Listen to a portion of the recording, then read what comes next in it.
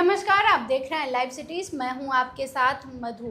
बिहार में एक बार फिर से चुनावी बिगुल बज चुका है और इस बार सबसे ज़्यादा हॉट सीट बांकीपुर, जहां पर उपचुनाव होने वाला है, क्योंकि इसके पहले भाजपा के राष्ट्रीय अध्यक्ष नितिन नवीन वहां से विधायक थे और उन्होंने इस्तीफा दिया क्योंकि वो राज्यसभा के मेंबर बने और अब वहां पर बाई इलेक्शन होने जा रहा है और बिहार में चर्चा इसको लेकर तेज है और सबसे ज़्यादा चर्चा है जनसुराज यानी प्रशांत किशोर की। प्रशांत किशोर ने ऐलान कर दिया है कि वो खुद ही लड़ेंगे बांकीपुर सीट से।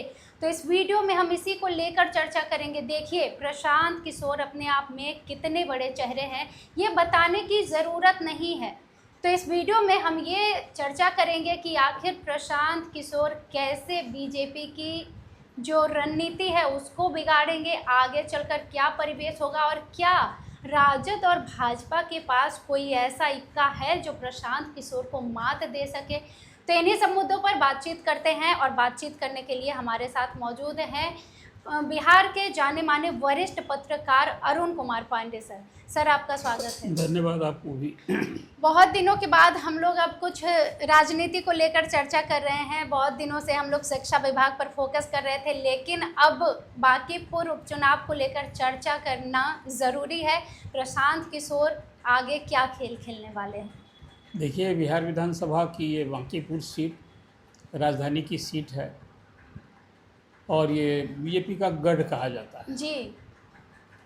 आपने ठीक ही कहा कि जन स्वराज पार्टी के संस्थापक प्रशांत किशोर चुनावी जंग में कूदने के लिए पार्टी ने उनको ऐलान कर दिया है।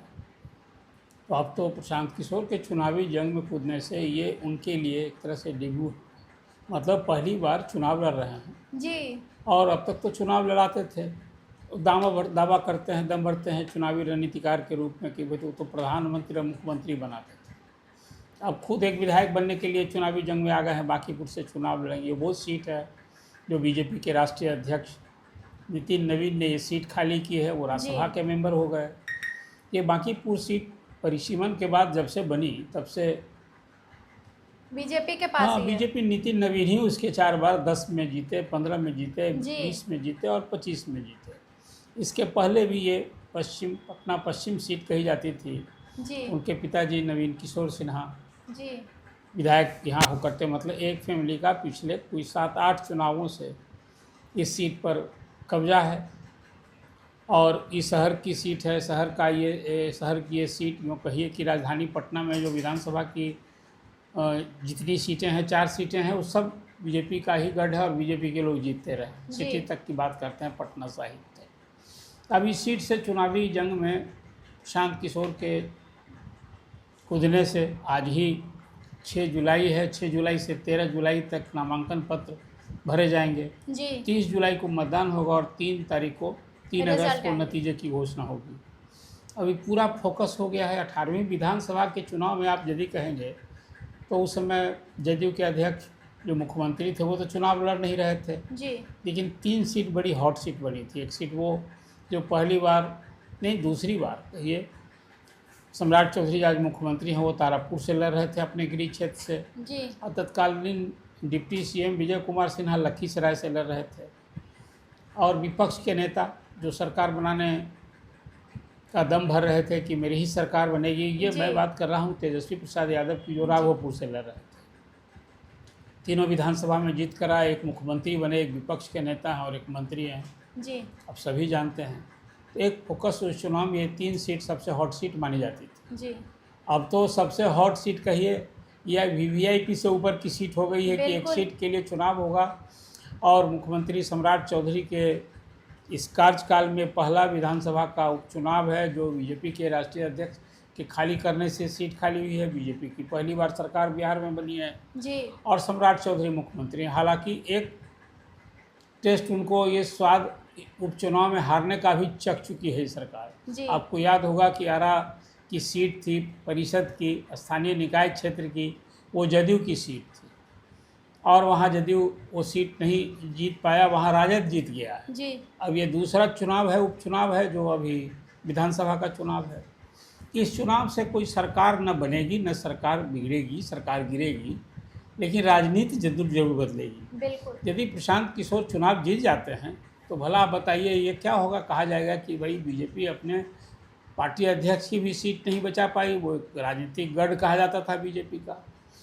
और ये प्रशांत किशोर के लिए भी न सिर्फ लिटमस टेस्ट है कि ये चुनाव उनके खुद के लिए और उनकी पार्टी के भविष्य के लिए। मैं इसलिए बात कह रहा हूँ कि विधानसभा के चुनाव में भी वो भी सरकार बनाने का दम भर रहे थे जी। 238 अकेले सबसे अधिक सीट पर लड़ने वाली पार्टी थी जन स्वराज पार्टी। 238 सीट लड़ी, खाता नहीं खुला जी। और 2-3 को छोड़ सबकी जमानत जब्त हो गई थी कैंडिडेट की। एक ही जगह जन स्वराज पार्टी सेकेंड रही थी उस चुनाव में। उस करारी हार के बाद हालांकि प्रशांत किशोर बैठे नहीं, उन्होंने कहा कि हम तो यहाँ जब तक सत्ता, अभी भी कहा है उन्होंने कि जब तक सत्ता परिवर्तन बिहार में नहीं हो 5 साल तक फिर उसी तरह से लड़ाई और संघर्ष जारी रहेंगे। आपको याद होगा उस चुनाव नतीजा आने के बाद उन्होंने पार्टी की सारी इकाई भंग कर दी थी और लगातार बैठक करते रहे, जनसंवाद। हाँ जनसंवाद करते रहे। और अभी तो इस जब बांकीपुर से चुनाव लड़ना है तो मोहल्ले मोहल्ले जाकर उन्होंने बैठक की जी।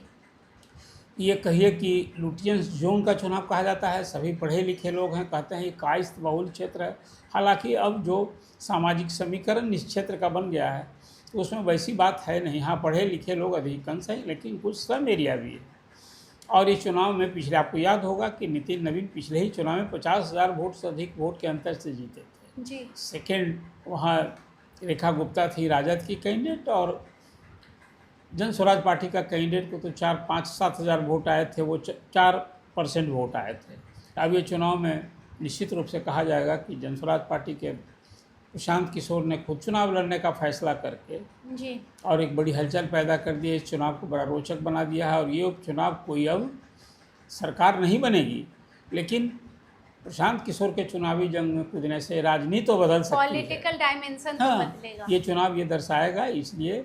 और देखिए हर चुनाव में यूँ अपर हैंड रहता है जो सत्ता में सरकार होती है जी। लेकिन उपचुनाव भी हारी है सरकार में, पार्टी सत्तारूढ़ चुनाव हारती रही जी है। जी। अब अभी बीते 15 अप्रैल को सम्राट चौधरी सीएम बने थे, उसके बाद कई ऐसी घटनाएं हैं जी।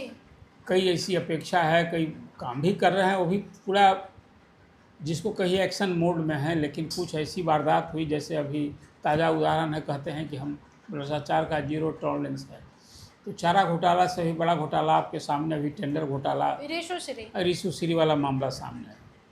अब इस पर सरकार क्या एक्शन ले रही है, नहीं एक्शन ले रही है। अभी तो 2 IAS पकड़े गए हैं, 3 IAS, लेकिन इसमें और कई बिग फिश हैं। अब एक सवाल है अभी सरकार उसको लेकर, लॉ एंड ऑर्डर का सवाल है। तो एक जहानाबाद से आपको शुरू हुआ था नीट छात्रा की जी हत्या या आत्महत्या, और अभी उसके बाद अभी भोजपुर जिले में भरत तिवारी का फेक इनकाउंटर एक अलग सवाल है जो जुडिशियल इंक्वायरी बैठाई गई है।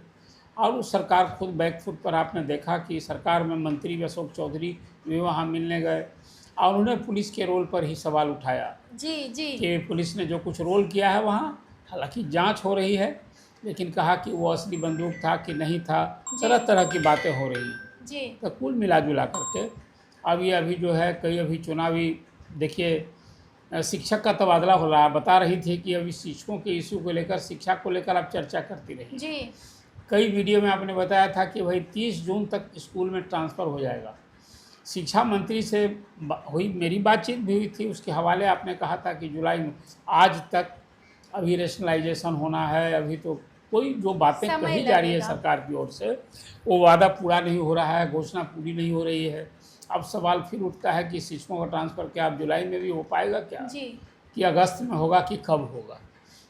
कुछ ऐसे मुद्दे हैं, सवाल हैं। अभी सरकार वित्तीय संकट में है, अभी बहुत सारे कर्मचारियों के वेतन पेंशन का सवाल उठ गया है। अभी सरकार सम्राट चौधरी की सरकार में बड़ी सारी चुनौतियां हैं, लेकिन अब ये पहली सरकार बीजेपी की है। अब चुनाव तो अपनी जगह होगा ही और मुद्दे होंगे। विपक्ष मुझे लगता है खास करके अब विपक्ष में सीधा मुकाबला होगा जी। प्रशांत किशोर से राजद बीजेपी का तो भी कोई कैंडिडेट सामने नहीं आया है, लेकिन चर्चा है कि नील रतन घोष जो पुराने कार्यकर्ता हैं उनका नाम अभी सबसे आगे है। यूँ कई दावेदार हैं, डॉक्टर अजय आलोक हैं, तो रणवीर नंदन हैं, कई नाम सामने अभी चर्चा में हैं। लेकिन एक नाम जो अभी है वो नील रतन घोष का नाम बीजेपी में आगे है जी। तेज प्रताप ने भी एक कैंडिडेट दे दिया है। तो अब ये तेज चुनाव, प्रताप ने भी हाँ, और कैंडिडेट राजद दिया। का जो कैंडिडेट, ये राजद लड़ेगा कि नहीं लड़ेगा, अब कांग्रेस और राजद में दावेदारी को लेकर अलग झंझट है। यूँ मैं मानता हूँ कि यदि प्रशांत किशोर विपक्ष के साझा उम्मीदवार होते, जी माने बिल्कुल। महागठबंधन भी सपोर्ट किया होता, जी जी। तो एक लड़ाई का स्वरूप कुछ और होता। जीत पक्की थी फिर। हाँ, देखिए, जीत पक्की तो अभी चुनाव नतीजा आने के पहले, वोटिंग के पहले ऐसा नहीं कहना चाहिए, लेकिन ये कहा जा सकता है कि भाजपा के इस राजनीतिक गढ़ में एक बड़ी सेंधमारी की गुंजाइश बनेगी, बन सकती जी है अभी भी। जी लेकिन यदि महागठबंधन की ओर से भी कैंडिडेट आ जाता है, तब तो लड़ाई फिर सरल होगी।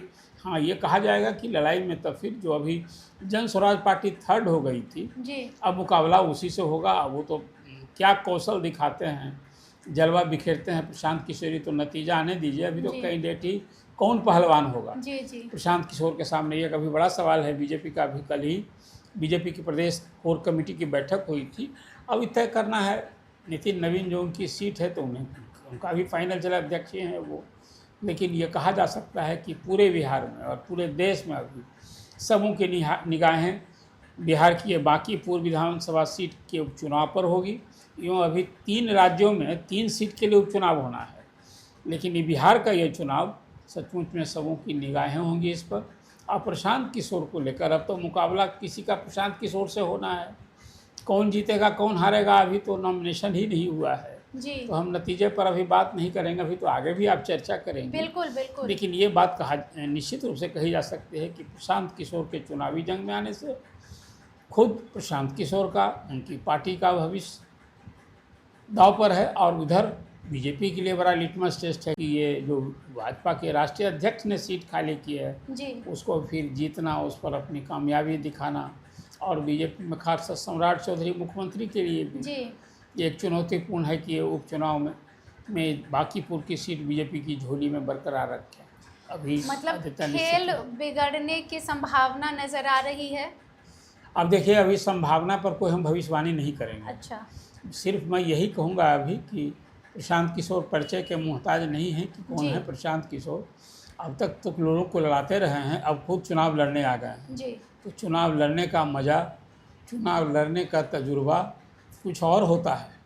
अब इस चुनाव में खुद प्रशांत किशोर को जितनी बातें कहा करते हैं, वो तो अब सब सामने दिखेगा कि उनके दावे में कितना दम है। बिल्कुल। पहले लड़ें तो लड़ेंगे, अभी तो अब नॉमिनेशन करना है, फिर सामने जो पहलवान होगा उसे लड़ना है।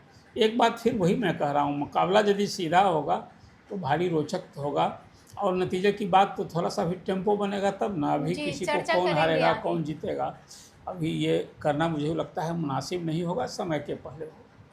जी, तो चर्चा तो हम करते रहेंगे, लेकिन बांकीपुर उपचुनाव को लेकर बिहार की सियासत गर्म है और ऐसे में प्रशांत किशोर खुद उतर गए हैं मैदान में। तो आगे देखना ये दिलचस्प होगा कि आखिर और इसमें क्या क्या मोड़ आते हैं। लेकिन तमाम जानकारियां, तमाम अपडेट हम आप तक पहुंचाते रहेंगे। जुड़े रहें आप लाइव सिटीज़ के साथ। आपका भी सर हमारे साथ जुड़ने के लिए धन्यवाद।